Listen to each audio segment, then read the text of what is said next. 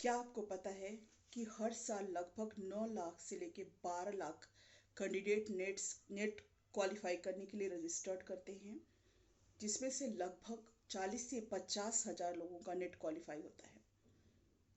और ये data the Indian express का है। अब मैं जो बात करने जा रही हूँ, जो इस वीडियो में बात करने वाली हूँ, वही यही करने वाली हूँ कि जो ये 40-50 हजार कैंडिडेट्स हैं जिन्होंने बहुत मेहनत करके पढ़ के नेट क्वालिफाई किया है, क्या इन सबको जॉब मिल जाती है? इनकी जॉब नेट होने के बाद इनकी लाइफ सेट हो जाती है या एक नया स्ट्रगल स्टार्ट हो जाता है? इस वीडियो में मैं इसी बारे में बात करूंगी। Hi, myself Meera Maurya, and I have qualified NET JRF in education, NET in history. I have done my graduation and post graduation from Delhi University.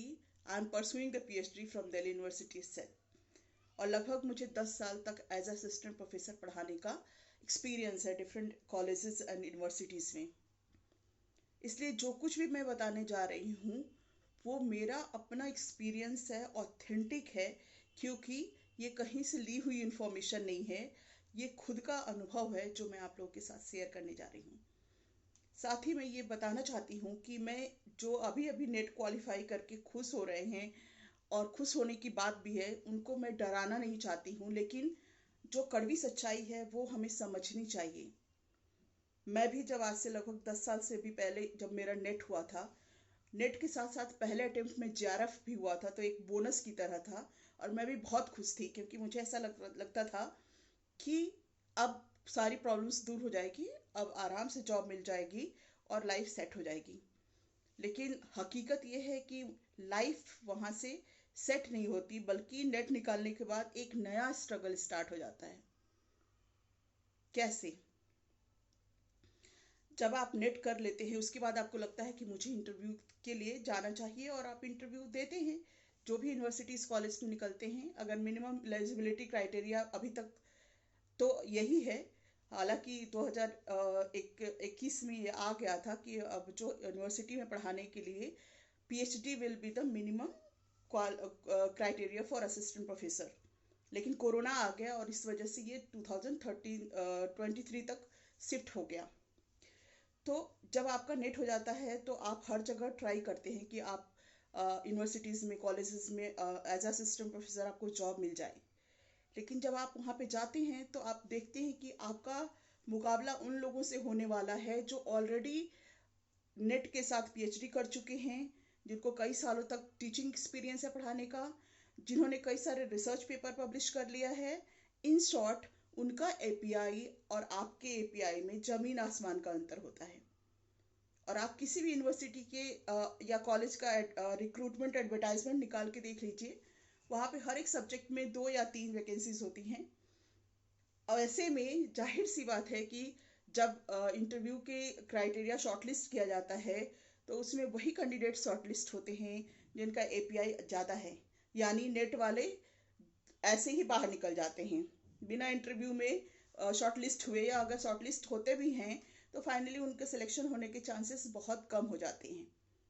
उसका रीजन सबसे बड़ा क्या है? उसका रीजन सबसे बड़ा एक है, वो है पीएचडी। क्योंकि एपीआई में पीएचडी का अकेले 30 मार्क्स है, जो कि एक बहुत बड़ा वेटेज है। जब आप पीएचडी नहीं होते हैं तो आपके 30 मार्क्स ऑटोमेटिकली कम हो जाते हैं। तो अब आपके ऊपर सबसे बड़ा पहला प्रेशर क्या पड़ता है? सबसे पहला प्रेशर ये पड़ता है कि जल्दी से पीएचडी करें, क्योंकि जब पीएचडी करेंगे और 30 मार्क्स आएंगे तो जाकर के आपको गवर्नमेंट यूनिवर्सिटीज़ कॉलेजेस में सेलेक्ट होने का चांस बढ़ जाएगा, या एटलीस्ट इंटरव्यू में सेलेक्ट होने की क्राइटेरिया में आप आ पाएंगे। तो अब क्या आप करते हैं? अभी तक आपने कई सालों तक नेट के लिए पढ़ा और उसके बाद अब आपको पीएचडी के एंट्रेंस के लिए फिर से पढ़ना है। क्योंकि एंट्रेंस पीएचडी का अगर हम गवर्नमेंट यूनिवर्सिटीज़ में देखें तो बहुत मुश्किल है, क्योंकि इतनी आसानी से नहीं होती है, सीट्स बहुत कम होती हैं, कैंडिडेट्स बहुत ज़्यादा होते हैं, इसलिए आसान नहीं होता। तो आप फिर कब बहुत मेहनत से फिर से उसके एंट्रेंस के लिए पढ़ेंगे। उसके बाद आप अगर एंट्रेंस निकल जाता है तो फिर 4 से 5 साल तक उस पीएचडी को कंप्लीट करने के लिए, डिग्री लेने के लिए आपको फिर से पढ़ना होगा। और अगर आपके प्राइवेट यूनिवर्सिटी में होती है तो अभी पढ़ना भी पड़ेगा और 6 से 7 लाख रुपए आपको देने पड़ेंगे, जो आपको नहीं पता कि किस तरह से वो वापस आपके पास आएंगे, कैसे आप कमा पाएंगे, आपको कुछ नहीं पता है। क्योंकि जो नेट है, पीएचडी है, ये क्राइटेरिया, ये एलिजिबिलिटी बनाते हैं, आपकी जॉब की गारंटी नहीं देते। कि ये नेट जो है वो आपकी जॉब की गारंटी नहीं है, ये सिर्फ एक एलिजिबिलिटी क्राइटेरिया है। तो इसीलिए कई सारे लोगों के पास कई सारे सब्जेक्ट में नेट होने के बावजूद उनको जॉब नहीं मिलता है। क्योंकि ये सच्चाई है कि हायर एजुकेशन में या यूनिवर्सिटी और कॉलेज लेवल पे जॉब्स की वैकेंसीज बहुत कम आती हैं। ऐसे में जिनका पहले से एक्सपीरियंस है, जिनके पास बहुत सारे पब्लिकेशन है, जिनके पास पीएचडी है, उनके चांसेस बढ़ जाते हैं, ना कि जो सिंपली नेट क्वालिफाई किया हुआ है। अब कुछ जगह पे क्या होता है कि नेट वालों को as a guest faculty, as a visiting faculty, as a डॉक छोटे मोटे कभी कभी जॉब मिल जाते हैं। लेकिन वो उसको हम जॉब नहीं बोलेंगे, क्योंकि उनको जिस दिन से वो जॉब मिलता है उसी दिन से पता होता है कि कब तक उसकी लिमिट है, कब वो कितने ड्यूरेशन के लिए है। साथ ही साथ उनको इतना कम पे किया जाता है कि वो उसको हम फाइनेंशियल फ्रीडम, फाइनेंशियल सिक्योरिटी या हम जॉब जैसा टर्म यूज नहीं कर सकते। वो टेम्पररी एंगेजमेंट है। साथ ही साथ उनके ऊपर उस समय काम का भी प्रेशर रहता है, साथ ही उनको इतनी एंजाइटी और प्रेशर रहता है कि पता नहीं वो कंटिन्यू होंगे कि नहीं, पता नहीं उनको अगला एक्सटेंशन मिलेगा कि नहीं मिलेगा। और इस ड्यूरेशन में जो भी वो कर रहे होते हैं वो उसको एंजॉय, उसको अपना 100% नहीं दे पाते। साथ ही साथ अगर हम देखें कि जो इतने सारे लोग, जब जाहिर सी बात है गवर्नमेंट कॉलेजेस और यूनिवर्सिटी में उनका सिलेक्शन नहीं हो रहा है, तो फिर वो उनके पास ऑप्शन क्या बचता है? उनके पास ऑप्शन बचता है कि वो प्राइवेट कॉलेज की तरफ जाएं, और जाते हैं प्राइवेट यूनिवर्सिटीज़ की तरफ और कॉलेजेस की तरफ जाते हैं। वहाँ पे क्या होता है, उनको एक स्कूल टीचर से भी कम सैलरी दी जाती है और एक बहुत लंबे समय तक उनसे काम कराया जाता है। ड्यूरेशन पर डे का जो होता है वो काफ़ी ज़्यादा होता है, बहुत सारे वर्कलोड उनको दे दिए जाते हैं। और यूजीसी के नॉर्म्स के अनुसार उनसे डिग्रीज तो मांगी जाती है, लेकिन उनका पेमेंट यूजीसी के नॉर्म्स के अनुसार बिल्कुल नहीं होता है, बल्कि एक स्कूल टीचर से भी कम होता है, जो कि ना केवल उनको डीमोटिवेट करता है, उनकी स्थिति हास्यास्पद भी बनाता है। क्योंकि उन्होंने इतने हायर डिग्रीज और नेट क्वालिफाई इसलिए नहीं किया था ताकि वो इस तरह की परिस्थितियों में काम करें। लेकिन हकीकत यही है कि ज़्यादातर लोग इसी परिस्थिति से गुजर रहे हैं। इसलिए अब हमें अब सोचना है कि हम इसमें कर क्या सकते हैं। कब तक हम अपने फाइनेंशियल फ्रीडम के लिए, अपनी जॉब सिक्योरिटी के लिए गवर्नमेंट और प्राइवेट सेक्टर को देखते रहेंगे? क्या कोई अल्टरनेटिव नहीं क्रिएट कर सकते हम? अब समय आ गया है कि जो डिजिटल इकोनॉमी हो रही, जो ऑनलाइन प्लेटफॉर्म्स हमें मिले हैं कोरोना में, जिसका हमने पहली बार टेस्ट किया, जिसको हम समझे कि वो कितना पोटेंशियल है उसमें, उसमें कितनी चीज़ें हम उससे कर सकते हैं, और जो आपको इंडिविजुअली करने का मौका देती है, जहाँ पे आप किसी पर डिपेंडेंट नहीं है, ना गवर्नमेंट सेक्टर ना प्राइवेट सेक्टर पे, कि वही आपको जॉब या आपके लिए सिस्टम क्रिएट करें। आप खुद भी अपना सिस्टम क्रिएट कर सकते हैं। हमारे देश में बायजू है, अनअकैडमी है, वेदांतु है, ऐसे पता नहीं कितने प्लेटफॉर्म बन चुके हैं जो अरबों रुपए हमारे ही देश में कमा रहे हैं, और हम लोग इतनी सारी डिग्रियां लेकर के बेरोजगार बैठे हुए हैं और सोचते रहते हैं। और हर बार जब एडवर्टाइजमेंट निकलता है तो हम भरते रहते हैं। कभी 1500 रुपये एक जगह एक फॉर्म का देते हैं, कहीं 2000 रहता है। अनएम्प्लॉयड होने के बावजूद हम लोग 2-2 हज़ार रुपये एक एक पोस्ट के लिए, एक एक कमीशन में एक एक यूनिवर्सिटी को देते हैं एज अ एप्लीकेशन फीस। अब हमें ये सोचना है, उसके बावजूद भी आपको ये नहीं पता होता कि कब एग्ज़ाम होगा तो उसमें आप सेलेक्ट होंगे कि नहीं होंगे। फिर इंटरव्यू होगा, इंटरव्यू में क्या क्या बायसनेस होती है हम सबको पता है। तो इन शॉर्ट हम इतना इनसिक्योरिटी में जी रहे हैं कि हम पीस ऑफ माइंड और एंजाइटी हमारी बढ़ती जा रही है।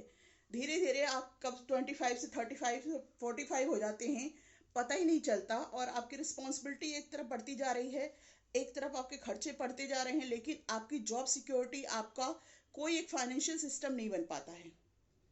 तो अभी ये सोचने की जरूरत है कि मतलब इस ट्रेंड में हम कब तक रह सकते हैं इस तरह, या इसको ब्रेक करने का टाइम आ गया है। और हमारे पास बहुत सारे जैसे उदाहरण मैंने दिए, बाइजू है, अनअकैडमी है, वेदांतु है, इस तरह का हम भी अपना प्लेटफॉर्म बना सकते हैं। और उसके लिए बहुत ज़्यादा पैसे की ज़रूरत नहीं है, बहुत ज़्यादा स्किल की ज़रूरत नहीं है।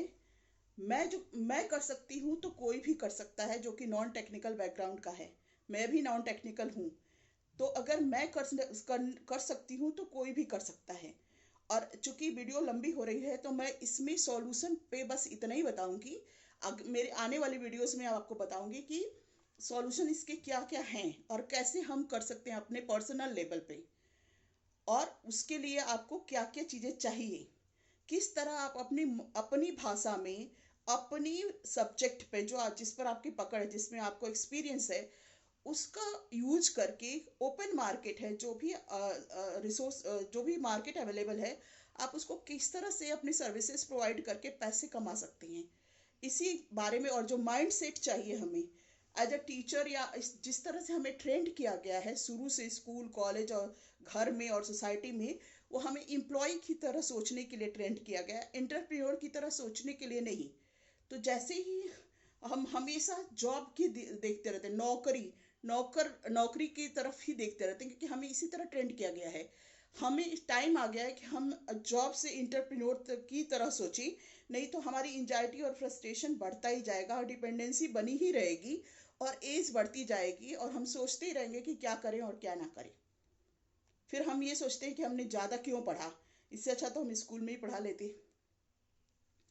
तो अब मैं अगर आप लोग इसी बार मैं जो कर रही हूँ वो क्या है और किस तरह से किया जा सकता है, अगर इस बारे में आप डिटेल जानना चाहते हैं तो मैं डिस्क्रिप्शन में अपने वीआईपी फेसबुक लिंक का, वीआईपी जो मेरा फेसबुक ग्रुप है उसका मैं लिंक दे दूंगी।